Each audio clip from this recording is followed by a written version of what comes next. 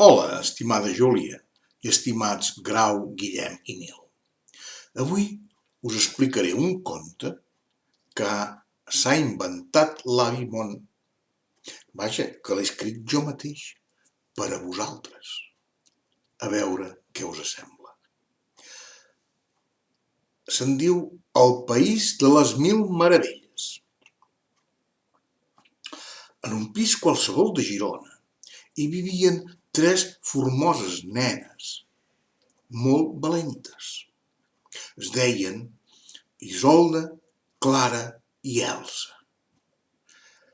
A les nits, abans d'anar a dormir, el seu pare els explicava un conte que elles escoltaven amb delit des del llit estant. Avui, va dir el pare, us explicaré el conte del país de les mil meravelles. Temps era temps. En un preciós castell hi vivia un noiet que n'era el príncep del reialme. El que més li agradava era llegir. Per això es passava hores i hores a la biblioteca. Un bon dia va agafar-ne un de llibre que era molt antic. Tenia més de 1000 anys. Era ple de pols i de teranyines. El va obrir i va llegir-hi això. Just el dia que un príncep d'aquest reialme anomenat Eugeni faci 6 anys, a les 6 de la tarda hi haurà un gran terratrèmol que destruirà el castell i tots els pobles del país de les mil meravelles. Només 3 germanes vingudes del país del més enllà que s'atreveixin a entrar dins del bosc tenebrós anomenat la Fageda podran evitar el desastre. El noiet va obrir uns ulls com unes taronges. Ell es deia Eugeni i just demà feia 6 anys. Què podia fer? Era ell? Era demà que hi hauria el terratrèmol? Com ho podia fer? Quines eren aquelles 3 germanes? On era aquest país de més enllà on elles vivien?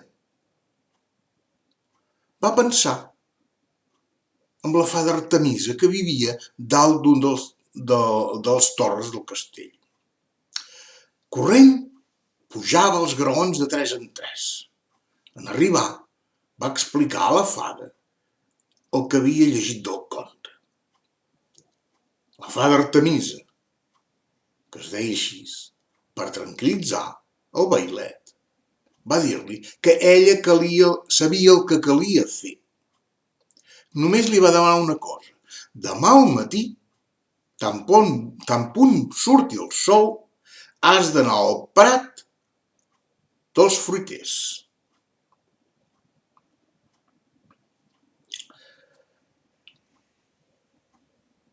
Oh, vaja, va dir el pare de les nenes.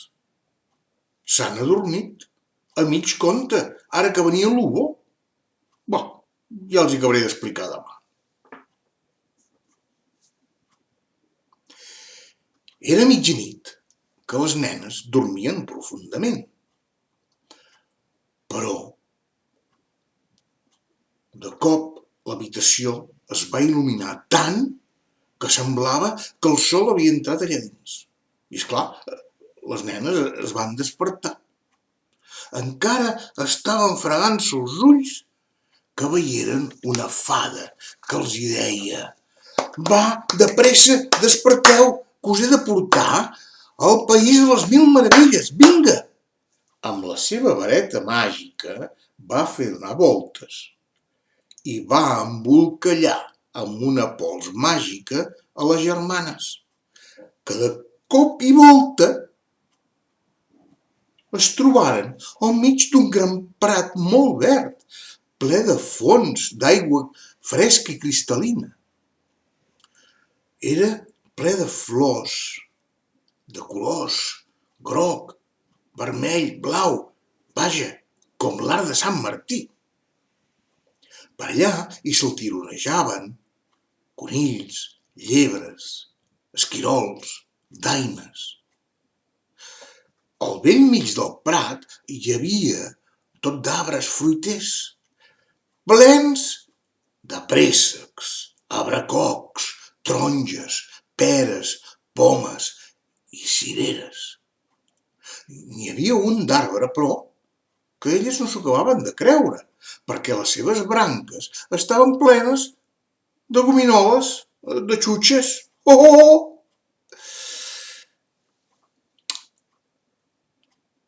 Més enllà, lluny, hi veieren un castell dalt d'un turó.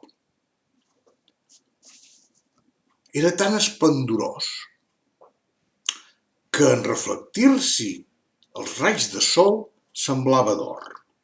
Tenia unes torres molt esveltes i altes que semblava que toquessin el cel. A l'altre costat del prat s'hi veia un bosc molt atapeït, tant que no s'hi veia res. Era fosc i tenebrós com la gola d'un llop. El sol acabava de sortir i el príncep s'encaminà cap al prat dels fruiters. Les tres germanes estaven meravellant de tantes belleses.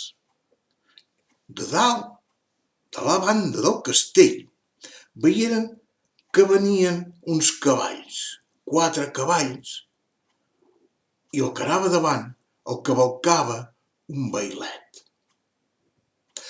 Quan va arribar davant d'elles, ell va descavalcar. Tenia la pell bruna i uns preciosos cabells negres ben arrinxolats. Els seus ulls grossos i penetrants van captivar a les germanes. Fent una gran reverència, el príncep els va dir: «Em dic Eugeni i sóc el príncep d'aquest reialme del país de les 1000 meravelles. Benvingudes sieu.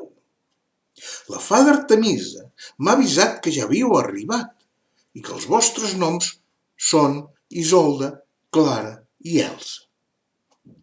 Us preguntareu què hi feu aquí, per què us hi ha dut la fada? Resulta que, segons un antic llibre, avui a les 6 de la tarda hi haurà un terratrèmol que destruirà el castell i totes les cases del país de les 1000 meravelles. Només vosaltres 3 podeu evitar-ho, però heu d'anar a dins d'aquell bosc i arribar al cor de la Fageda. Assenyalava el tenebrós bosc i va afegir: ningú sap què hi heu de buscar, però allà hi trobareu la solució. Per això us he portat aquests formosos cavalls, els més valents i ràpids del reialme. També us he dut aquestes armadures de ferro, escuts i espases, perquè no se sap amb què o amb qui us podeu trobar. La Isolda va muntar el cavall de color blanc. La Clara, el de color bru, que tenia unes taques blanques molt boniques. I l'Elsa, el cavall de color negre. No les tenien totes i per arraconar les pors van fer una gran i profunda respiració.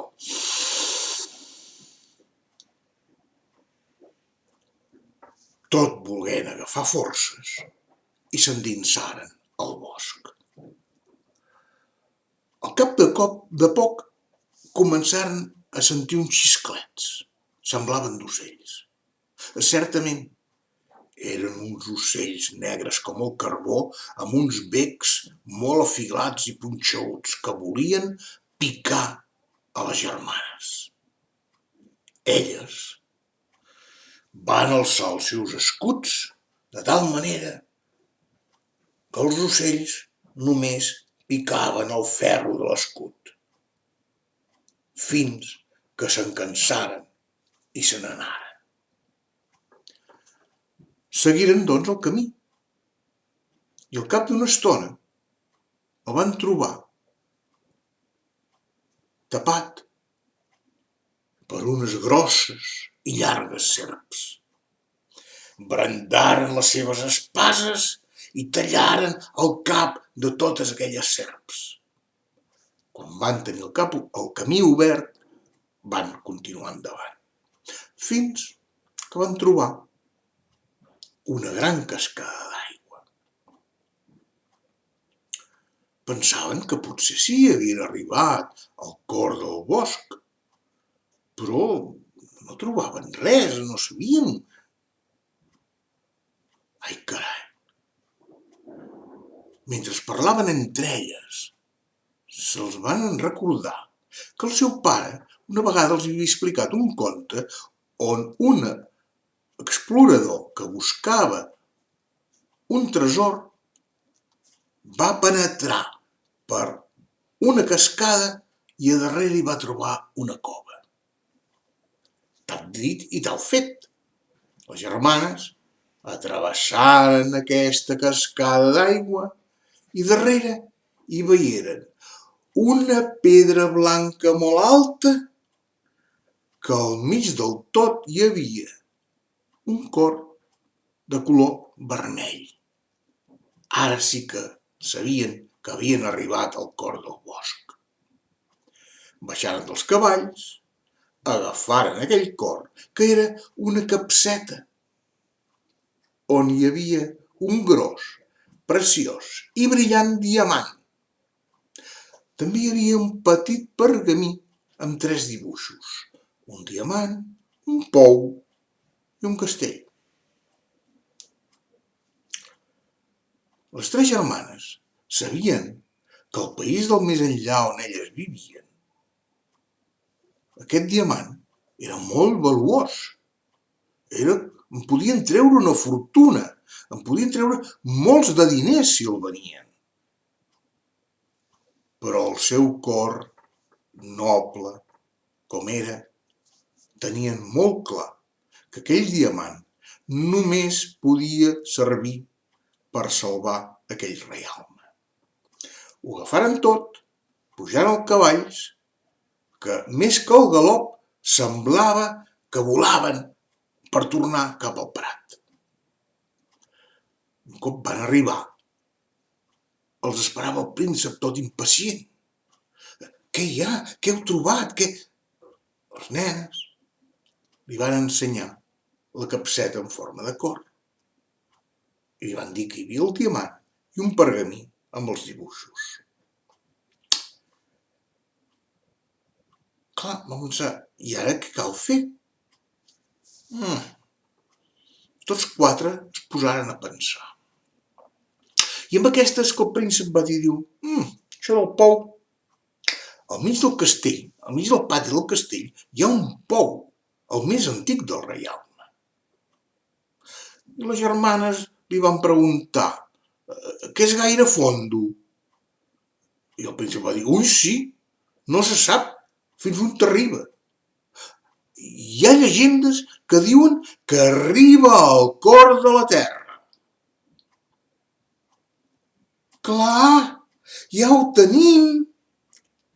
Cal agafar el diamant, llançar-lo dins del pou perquè arribi al cor de la terra i així evitar el terratrèmol. Clar que sí. El príncep va sentir tocar les campanes del castell que tocaven les 5 i els va dir, va, anem, hem d'arribar abans de les 6, com deia el llibre. Pujaren els cavalls i galopant, tot de pet, arribaren al castell. Varen anar al pou i hi llançaren el diamant. Faltaven pocs minuts per les 6 i just quan les campanes van tocar les 6 exactes, res va passar. El reialme, el país de les 1000 meravelles, s'havia salvat del terratrèmol. Estaven tan contents que ho van explicar a tothom. La gent del reialme va voler fer una gran festa. Les 3 germanes saltaven i ballaven, de tal manera que ni s'adonaren que la fada tornava a fer anar en cercles la seva vareta, les envoltava amb una pols màgica que les tornaria al seu llit.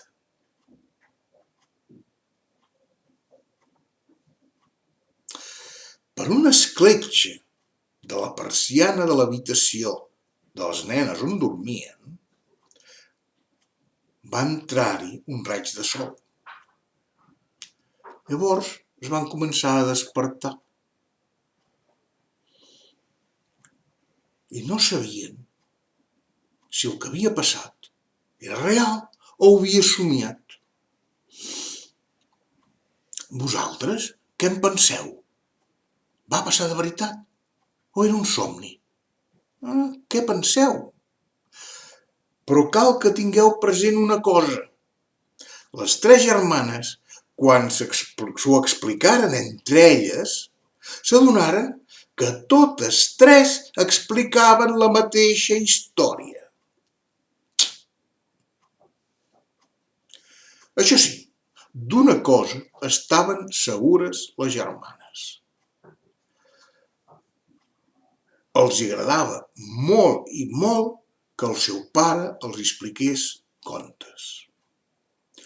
Un dia, en agraïment, feren un dibuix que regalaren al seu pare. S'hi veien 3 conilletes dins dels llits i al peu dels llits el pare conillet que els explicava un conte. D'això, el pare de les nenes se'n recordaria tota la vida. Vet aquí un gos, vet aquí un gat. Aquest conte s'ha acabat.